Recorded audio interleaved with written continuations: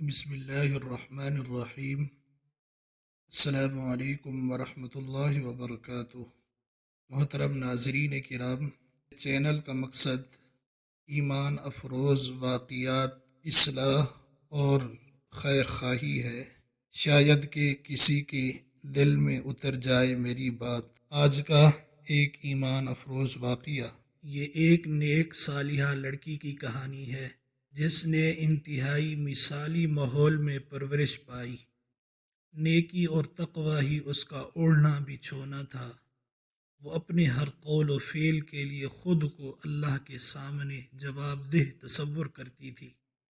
پھر اللہ تعالیٰ نے اسی جیسا نیک صالح خاوند اسے عطا کر دیا۔ شادی کے بعد وہ اپنے خاوند کے ساتھ خوش و خرم زندگی بسر کرنے لگی۔ ملازمت کے سلسلے میں اسے اپنے خاوند کے ساتھ ایک چھوٹے سے شہر میں منتقل ہونا پڑا۔ زندگی پرسکون انداز میں اپنی رفتار سے چلتی رہی، یہاں تک کہ اس کے پہلے بچے کی ولادت کا وقت آ پہنچا۔ جوں جوں ولادت کا لمحہ قریب آنے لگا، اس کی تکلیف بڑھتی چلی گئی۔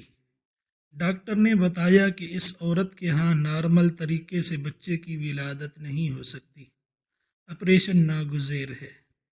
وہ اسے آپریشن کے لیے اس شہر کے اکلوتے ہسپتال میں لے گیا۔ ہسپتال کی انتظامیہ نے بتایا کہ 4 دن سے پہلے آپریشن کے لیے لیڈی ڈاکٹر میسر نہیں آ سکتی۔ اگر آپ اس سے پہلے آپریشن کروانا چاہتے ہیں تو مرد ڈاکٹر سے کروانا پڑے گا۔ خاتون کی حالت بگڑ رہی تھی، 4 دن تک انتظار نہیں کیا جا سکتا تھا۔ اتنی تاخیر جان لیوا ہو سکتی تھی۔ اس کا خاوند اس کی جان بچانے کے لیے آپریشن کروانے پر آمادہ تھا، لیکن جب اس خاتون کو پتہ چلا تو اس نے تقریباً چیختے ہوئے کہا، واللہ لا یکون ھذا ابدا، اللہ کی قسم ایسا کبھی نہیں ہو سکتا۔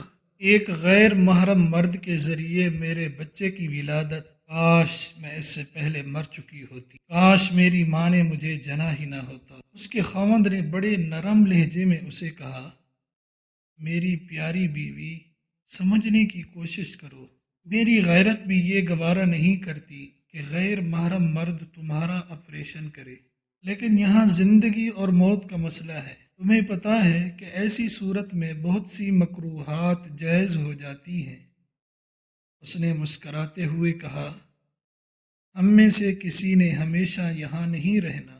اگر میری موت اسی طرح لکھی ہے تو میں اسے خوش آمدید کہتی ہوں اور اسے بخوشی گلے لگانے کے لیے تیار ہوں۔ کیا آپ کو رسول اللہ صلی اللہ علیہ وسلم کا یہ فرمان نہیں پہنچا، والمرأة تموت فی نفاسها شہادتاً، عورت اگر نفاس کے دوران فوت ہو جائے تو یہ شہادت کی موت ہے۔ اور آپ صلی اللہ علیہ وسلم کا ہی ارشاد گرامی ہے، من ترک للہ شیئا عوضہ اللہ خیرا منہ، جو شخص اللہ کے لیے کوئی چیز چھوڑ دیتا ہے، اللہ تعالیٰ اسے اس کا بہتر بدلہ عطا فرما دیتے ہیں۔ بیوی کے اصرار پر خاوند نے اسے ہسپتال سے گھر منتقل کر دیا۔ انتہائی حیرت کی بات تھی، جیسے ہی اسے گھر منتقل کیا گیا اس کی تکلیف کم ہونا شروع ہو گئی اور پھر نارمل طریقے سے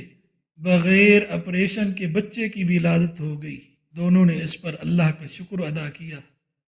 بعد میں دونوں میاں بیوی اس واقعے کو یاد کر کے خوب محظوظ ہوتے اور بیوی کہتی، میں نے آپ سے کہا تھا نا، من ترک للہ شیئا عوضہ اللہ خیرا منہ، جو اللہ کے لیے کسی چیز کو چھوڑ دیتا ہے، اللہ تعالیٰ اس کا بہترین بدلہ عطا فرما دیتے ہیں۔